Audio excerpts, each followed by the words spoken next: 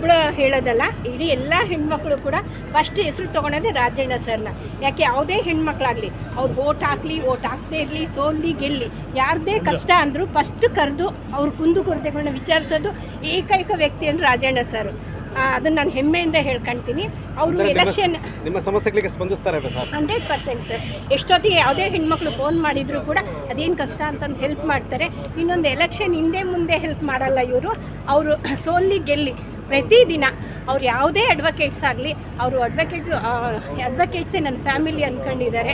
ಎಲ್ಲ ನಮ್ಮನ್ನು ಒಂದು ಅಕ್ಕ ತಂಗಿಯ ಥರ ಟ್ರೀಟ್ ಮಾಡ್ತಾರೆ. ನಮ್ದು ಏನೇ ಕಷ್ಟ ಇದ್ದರೂ ಫಸ್ಟ್ ಮುಂದೆ ಬಂದು ಕೇಳೋಂಥ ವ್ಯಕ್ತಿ ಅಂದರೆ ರಾಜಣ್ಣ ಸರು. ಈಗ ರಾಜಣ್ಣ ಸರ್ ಗೆದ್ದಿದ್ದಾರೆ ಅಂದರೆ ಎಲ್ಲ ಲೇಡೀಸ್ ಕೂಡ ಪ್ರೇಯರ್ ಕೂಡ ಮಾಡಿಬಿಟ್ಟಿದ್ದಾರೆ. 2ನೇ ಸಲ ಗೆದ್ದಿದ್ದಾರೆ. 3ನೇ ಟರ್ಮ್ ಸರ್ ಗೆದ್ದಿರೋದು.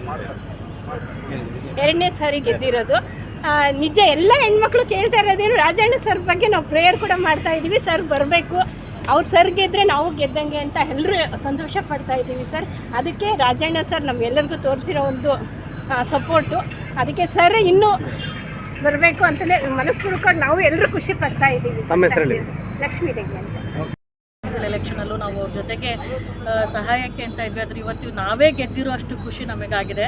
ಅವ್ರ ಹೆಸರಲ್ಲೇ ಅಣ್ಣ ಇರೋದ್ರಿಂದ ಇಲ್ಲಿ ಮಹಿಳೆಯರಿಗೆ ಎಲ್ಲರಿಗೂ ಅಣ್ಣನಾಗಿ ನಿಂತು ಅವ್ರು ಅಷ್ಟೇ ಸಹಾಯ ಸಹಕಾರ ಮಾಡಿದ್ದಾರೆ. ಇವತ್ತು ಪ್ರತಿಯೊಬ್ಬರು ಬಾರ್ ಕೌನ್ಸಿಲ್ಗೆ ಯಾರೇ ಬಂದರೂ ಅವ್ರ ಕೆಲಸ ಆಗದೆ ಹೋಗಿರೋ ಇತಿಹಾಸವೇ ಇಲ್ಲ ರಾಜಣ್ಣ ಸರ್ ಇದ್ದ ಮೊದಲಿನ ಟರ್ಮಲ್ಲೂ. ಇನ್ನಂತರೂ ಬಿಡಿ, ಇದು ಒಳ್ಳೆ ಸದಾವಕಾಶ ಎಲ್ಲರಿಗೂ.